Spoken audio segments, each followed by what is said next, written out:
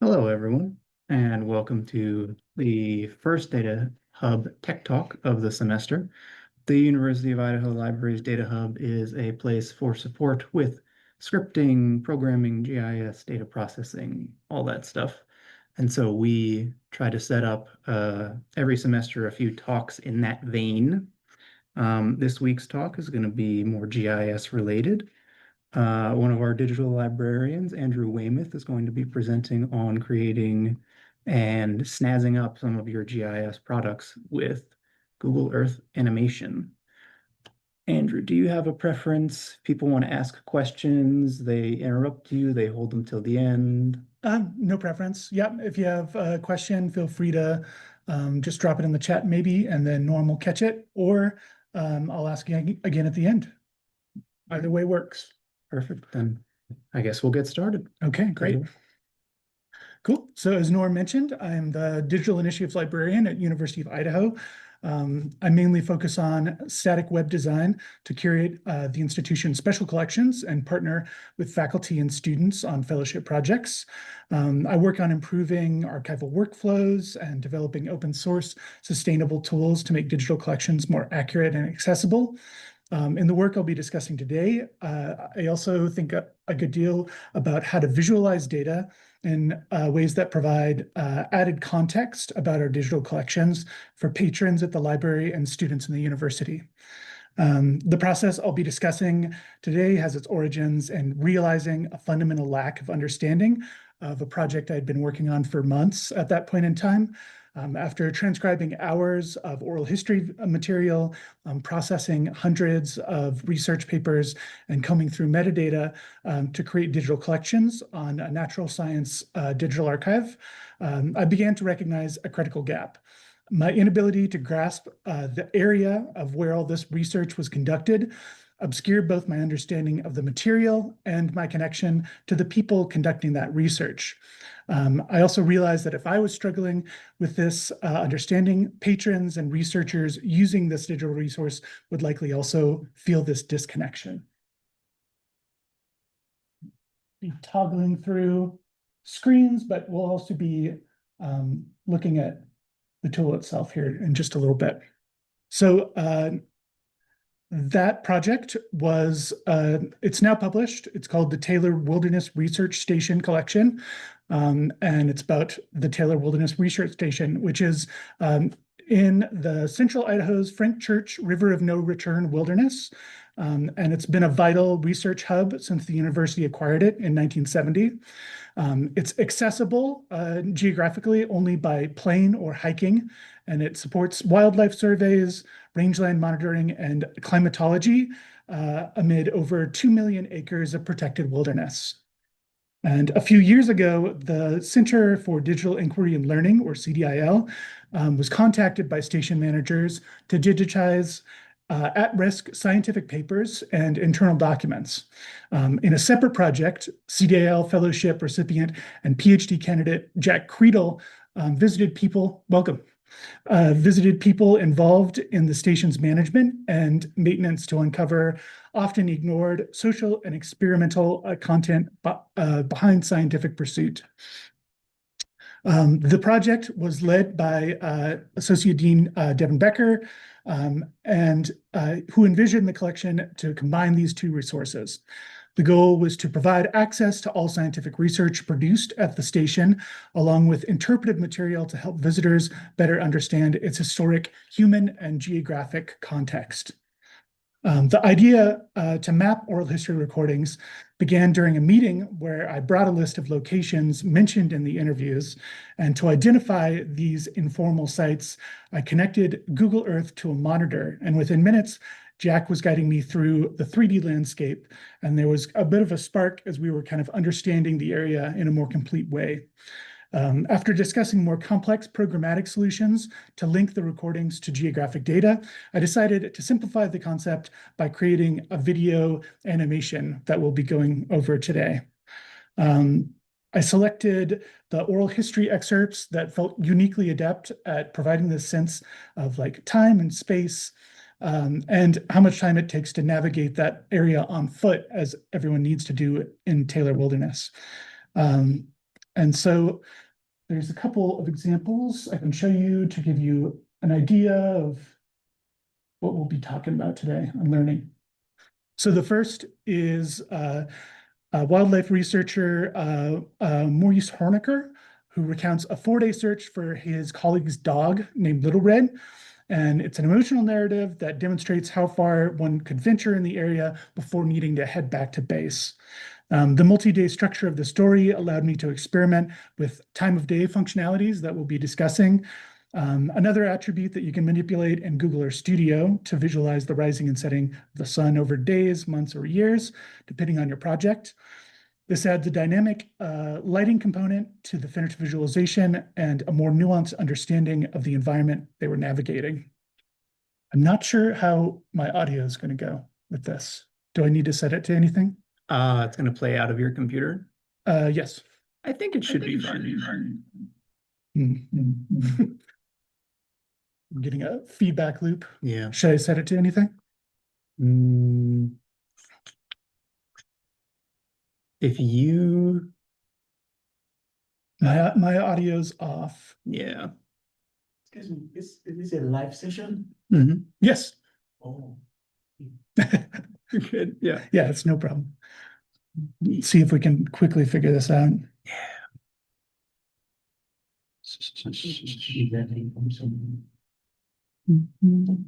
Play through this. Does this have a speaker element?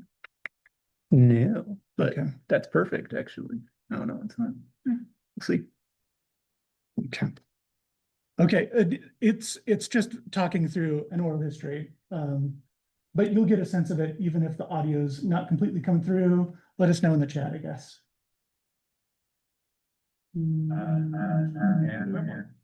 Curses. Okay, we'll go sans audio for the time being. Just do a quick clip of this, but basically I'll do the audio for it. It's, yeah, Maurice Hernicker talking about this recovery operation, and we're seeing all the locations that he's pointing out there. If what I was experiencing as a researcher working on this digital collection was, there's all these spots and it's a really dire story. You're trying to save somebody's pet, but you're not really getting a sense of it. And so being able to see these elements is, you're seeing how tough it would be to actually reach all of these points within a 4-day rescue trip. And then the other one, I can talk a little bit while it's going, was Professor Emeritus Dr. Ed Crumpy, who's describing the wilderness area's history, beginning with modern landmarks, then smaller geographic features, and then finally an indigenous site excavated in 1983. The animation allowed me to use scale and movement to convey, to convey the remoteness and historical depth of the region. As the recording begins with modern landmarks like the airstrip and the station, and then moves to older areas and scopes out to kind of massive geological scale. And so I think this was Ed was able to go to the launch of this digital collection and was nice about how this conveyed a lot of the sense and even kind of helped him understand the space in a way that he hadn't really considered, as he's always just kind of been on foot and experiencing it in that way.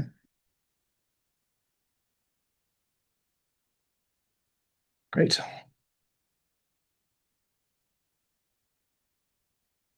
So I linked out in the Zoom in the chat to the site, which has this transcript as well as links.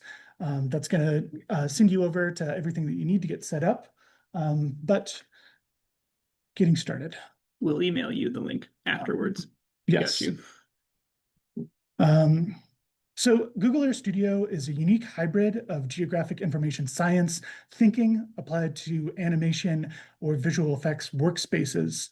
The browser application is a tool for animating geospatial information to create still and video content that uses the same imagery data set and the same 3D rendering engine, but is equipped with controls to guide viewers through geographic data and export this media in a variety of different forms.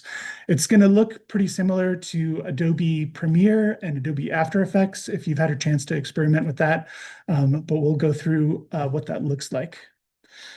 So the only requirement for using Google Earth Studio is that it must be used for not-for-profit purposes, and that you must attribute the final product with the watermark that we can see right over here. You can move where the watermark is, depending on your content, but it's got to be visible. But those are the only two things, and if you're using it for academic project, then that's not for profit. So the first step is to just go to the sign up page, again, linked over on the site, and then fill out what it is you want to use the platform for. And then after submitting it, it should only be a couple of days before you have access. I had no problem. I think mine took 1 day after I applied for it. So something a little unintuitive that I found when I first started working with Google Geographic platforms is how the different initiatives that created them over time are iterated and disconnected from one another. There's Google Earth, there's Google Earth Studio, there's Google My Maps that we'll talk about right now. You can't make everything that you need in Google Earth Studio within Google Earth Studio, which is a little unintuitive. So to do that, I found that the easiest way to create your map and start with your map and create labels for it, as well as creating different shapes that we're seeing over here in the form of a line and a polygon, is in Google My Maps. It's pretty old. It was launched 11 years earlier than Google Earth Studio, and it hasn't been sunsetted or closed down because it's the only Google Geographic platform where users can create these custom elements and export them into what's called keyhole markup language, or KML. It's a based file format to represent geographic coordinates.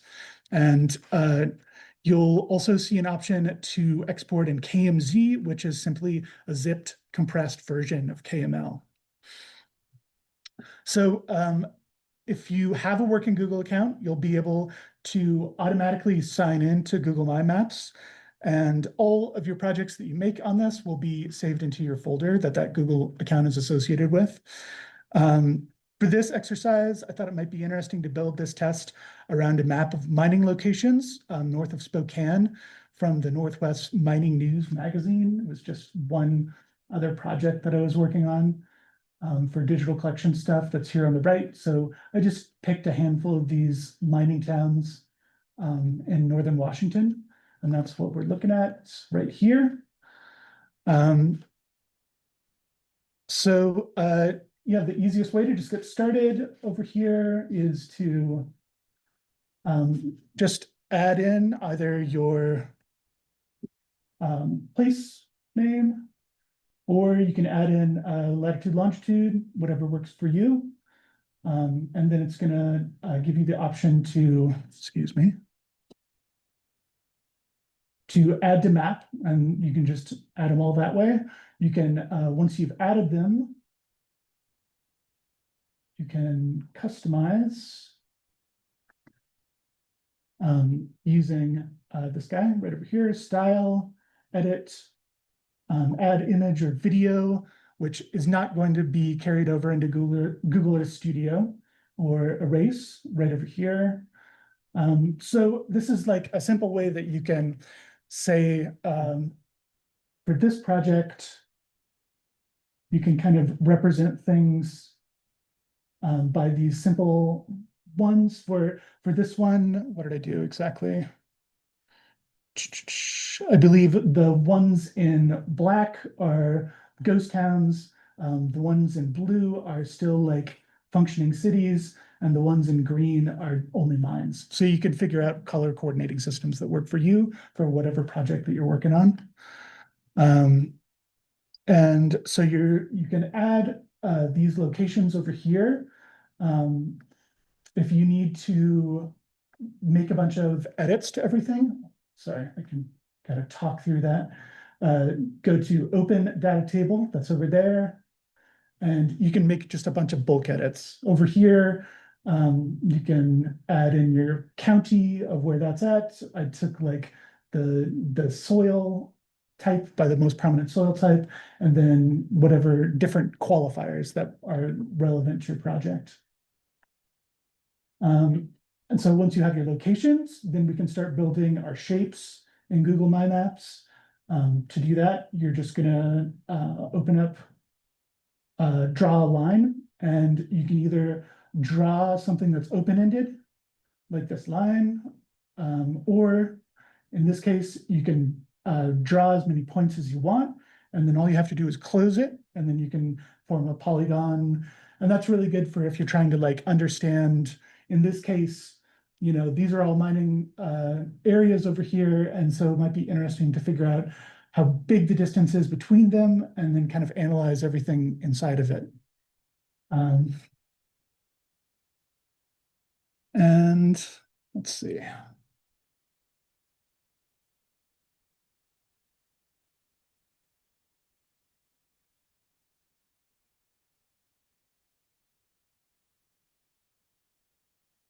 Just kind of that right there.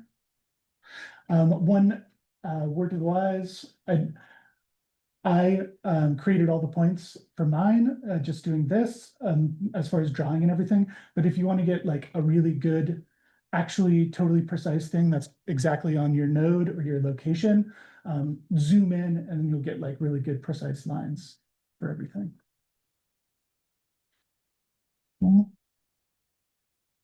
And then to export this data and bring it into Google Earth Studio, just going to go over to that ellipses over there and choose export to KML. You can do the entire map, or you can just do specific layers, depending on what you need. Okay. And then that'll bring us to Google Earth Studio.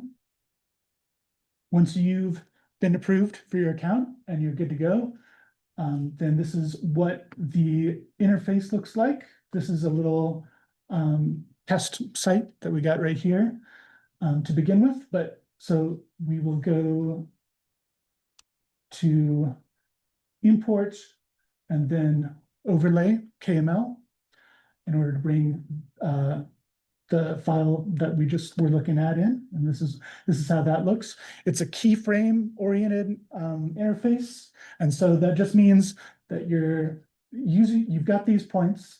This is basically, this has no correlation with where you're actually going. That's over here, and so you kind of have to orient yourself by the easiest way to do it that I found is to keep your Google Maps, My Maps open, and then just highlight the first one that you want to go into, which is going to be Keller, Washington here, and then just copy the latitude, longitude, and just put that into your search box right here, and then it'll go over there. Can I pause you for a second? Yep. For a question in the chat. Is Google Earth Studio free for everyone? Yes, as long Yes. as it's a not-for-profit use, right? Correct. Yeah. And you do not need to access it by using your university credentials. No, yeah. I specifically, it might be even best for you not to, so that once you're done with your studies at University of Idaho, you'll still be able to access your projects. Perfect. Is that it? Yep. That it with that one? Okay. I have a question. Yes. What's the effect of doing import and KMZ instead of KML? Yeah, KMZ is just a zipped, condensed version of your KML file. And so that's good if you want a lightweight version that you want to preserve for later. So you can unzip that in a project in the future, KML is going to be, you have your immediate access to your layers that you need. Sound good? Okay. So now you've got access. You're going to open your project. We've got a little demo project over here. You do kind of weird. You can see that this is browser-based application as opposed to an application that you download. Unlike a lot of the browser-based applications, it doesn't automatically save your work. So in order to do that, you just need to control save like you would normally. It will usually give you a heads up if you forget to save and you try to exit out though. So we've got our locations. And then again, thinking that we're going to put our first location into there in order to get oriented. Let's do the single version first. This is just the camera view that you have. And so I usually like to begin with, you want to like orient the viewer. So kind of starting from above, you're seeing everything all at once. And then you're going to go from above and then swoop down to get more of a flyover perspective. And so to do that, you just need to create a keyframe for each one. It's one thing that threw me off a little bit when I first started working with this was you can move, like now we're moving over here. This is a different coordinate than what I've already saved to over here. So unless I push save right now, when I go back, it's not going to save that material. Because it's just going to reset to what's already saved over there. So if we zoom in and then you press this button right over here, I don't want to do it because it'll mess it up, but that's how you create keyframes. You can also do, what's the shortcut for it? Control Enter will automatically have it change all the keyframes that you have open and just set it to wherever you're at geographically, wherever you're seeing it. Otherwise, it'll just zip back in to the original one right there. So in order to kind of orient you, it's kind of, like I said, it's a mix of like Creative Suite, video editing, logic, and GIS, geographic logic. So longitude is what other video editing people would call the Y position. So that's north-south. Longitude is X, what other people would call X position. That's east-west. And then altitude is Z position or elevation in contrast to the ground. And then the other three coordinates or the other two coordinates that we have here are pan and tilt. Think of it like this is moving forward, backward, left, right, up, down in space. And then pan and tilt is stationary. So pan is just going like this, left and right, and then tilt is going up and down like that. But it's not moving in space, it's just changing the camera. And so one kind of thing as far as movement is that's specific, I think, to Google Earth is called easing. And you'll see on this display these little carrots that are after the diamonds are keyframes. The little carrots pointing out are easing. And easing is just moving, is just slowing, either gradually speeding up as you're going from destination to destination, or gradually slowing down before you have another keyframe. So it's just kind of like halting, so it's not like as herky-jerky to the viewer. And so, but you can change this. Once you create a keyframe, it's automatically going to create an ease in and ease out. But there are some circumstances where if you want to stay in the same place for a while, so you want a duplicate keyframe, easing in or easing out makes the movement kind of confusing. And so you can do a linear, which is just like there's no easing, it's all at the same state of movement. And so you can change that over here, but it's automatically going to auto ease or create an ease in and ease out. So to do, starting with a pause, it takes a little bit to find kind of a graceful way to move in this, because you can definitely make movement that's kind of nauseating if you don't give the viewer time to see all the different points and read the labels that you made. So here's an example of kind of a duplicate keyframe. So we're going to do going into a single point, and that's our first city, which is Keller. And so we're just doing swooping in, and we're going down. And then to do this part right here, all I did was I just copied this keyframe and then go, 3 or 4 seconds later, and then paste that same exact keyframe. And so you're allowing the viewer time to like look at the label, but you're keeping the shot a little dynamic, so it's not just totally stationary. And that's what that looks like. So if you're doing kind of big jumps over to the next spot, one thing that I like to do is to do kind of a hop between points. And so for this one, to jump over to Bodie, which is quite a ways away, if we just went 100% straight through at the same Z or altitude, then you're going to accidentally bump into a bunch of mountains and stuff like that. So in order to do that, we're just going to hop over it. So again, you can keep your My Maps open and just copy that latitude longitude in order to find your second point.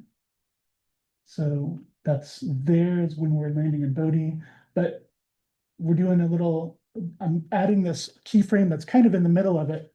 And so this is where the dual screen is kind of handy.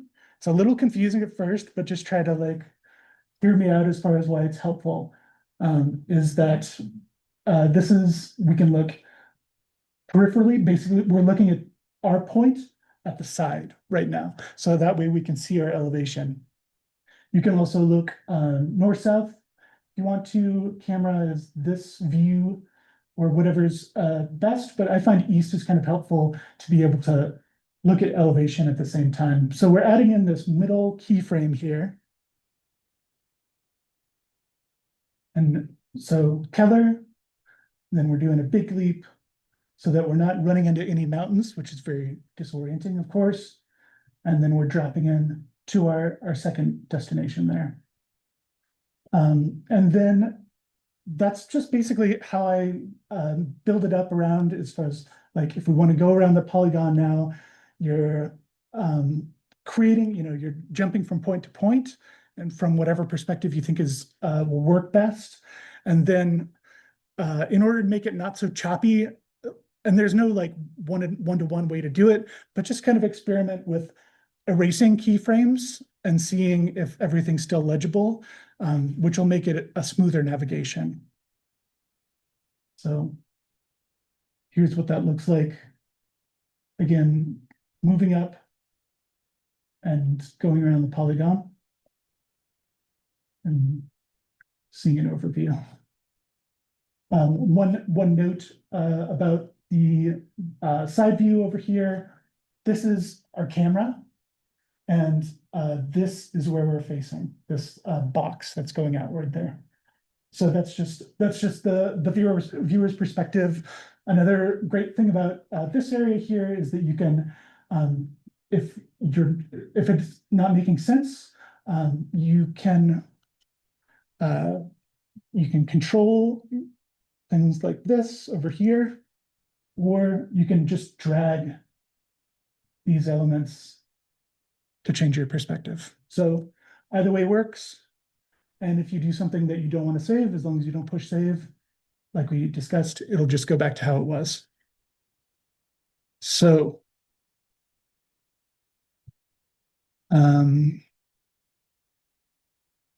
for the line, as opposed to the polygon, I'll do kind of the opposite movement, and I'll begin at a higher elevation. and a more overhead perspective to see everything at once. And then I'll move closer and more parallel with the ground for greater detail. Because you can create any shapes in my maps. You can potentially highlight complicated topographical elements in really engaging ways using this tool. You can see how the line works.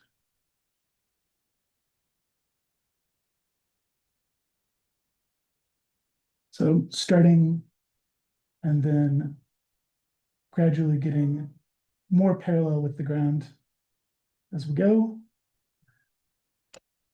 And then we'll look at this all together. Sorry.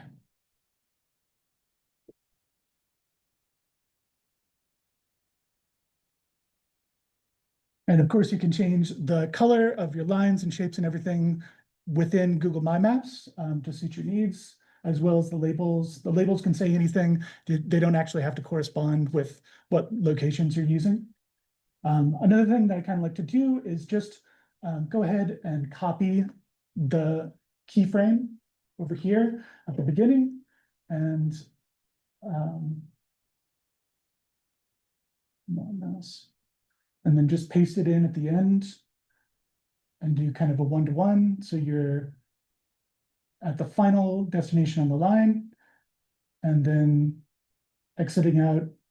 It's a little bit spinny at the end, and you can do things to, it's helpful to like untangle a little bit in this view, but then kind of ending in the same space that you started in. And so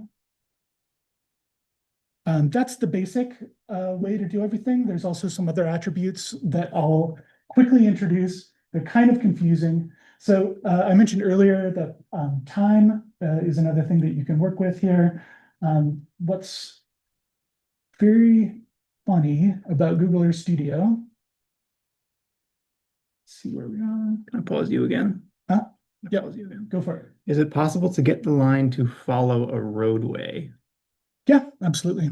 Would you have to do that manually by defining points along the line, or does Google Earth or Google My Maps? Yeah. No, I don't believe that Google My Maps has an automated thing that would give you like the exact, so you might have to dot that together. Yeah. All right. Yeah. But so time of day.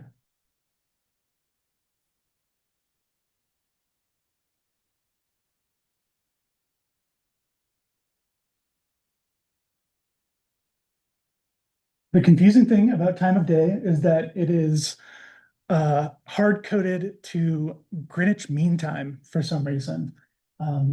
English time zone, and you can't change it to Pacific for some reason. So I've included on the site a table that you can use, but basically in order to, if you're doing something that's not in England, that's in Pacific, then you'll have to use this conversion rate for it, which is kind of silly. And I can show you what that looks like in Google Earth. What's helpful for this one is to like look at it in a slightly different view. To do that, you just click it, and then you can set it's basically, this is your beginning and your end of where you're setting it.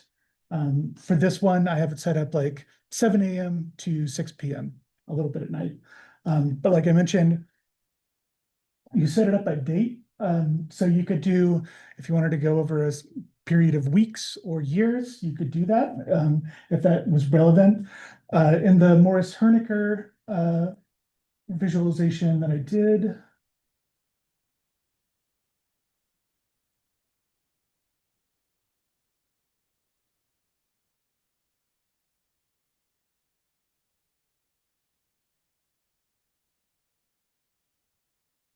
I set it up so I wanted to see for everything to be very visible.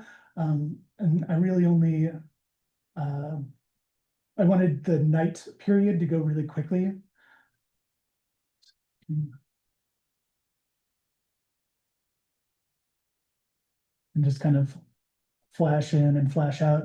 And so if you wanted to do something similar, you would just make two keyframes that are right in the center of wherever you want have it, and then just have it lapse over a day right there, and then extend it. So same concept of keyframes basically, but you would just have really long day and then a really quick day essentially, and then another really long day. You can also do attributes. All the attributes are over here. In addition to time of day, you can also do clouds. For this one, now that we're done with this, I think I'm actually just going to delete it, because one note about time is that it makes everything a little bit muddy. So it's going to be a lot clearer and brighter if you don't add any of those things. But if like low visibility is a part of the thing that you're trying to convey geographically, then that's a helpful thing. For this one, I'm just going to switch that one off, and then we can go over kind of the last steps of this, which is exporting. And so to export, because this is a Google platform, the kind of nice thing about this is when you render it and export it, it's just going to go directly to your drive. First step, you just go to this red button, render. There's a few different ways that you can export it. JPEG if you just want a static image. Video, for video, it's going to be MP4. If you only want a section of the thing that you're exporting, then you can say I only want 0 through 1,000 or whatnot. If you want a square thing, like you're going to be putting it on a social media platform, you could do square. This is currently 1920 by 1080 is widescreen. So on this screen, that's going to be the best for it. And then, as I mentioned earlier, you can change the attribution position. Right now it's in bottom right. You could say bottom left, and it will show you what that looks like. And text alignment.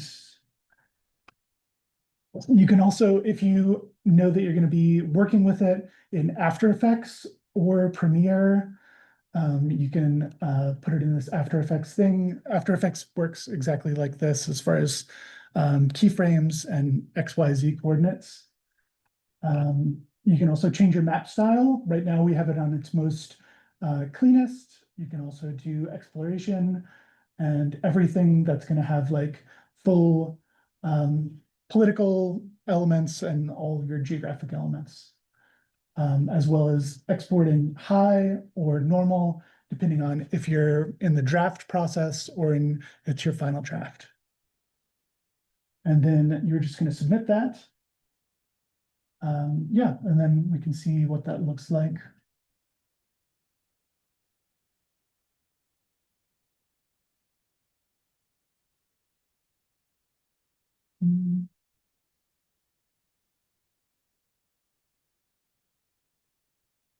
And you can judge if I've gone too quickly or not. It's all very subjective, so it's all, what's really coherent and legible to some people is still going to be too fast for others. So it's, you just have to kind of find whatever pacing works best for you.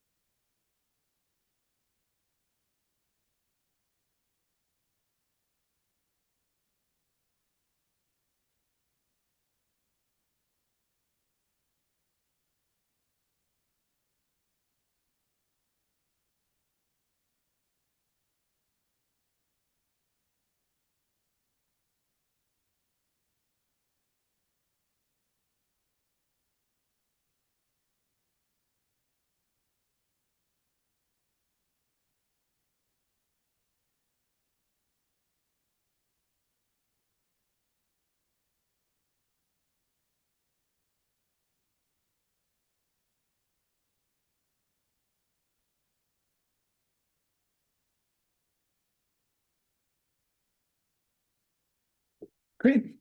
So I hope this has been a good introduction that can at least get you started and um, uh, have this be another totally freely available tool that you can use. And yeah, does anyone have any questions I can help with on this?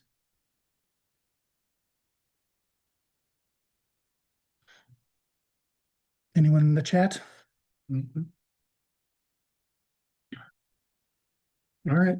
Well, in that case, thank you everyone so much for coming. A recording of this talk will be posted on YouTube, and we will email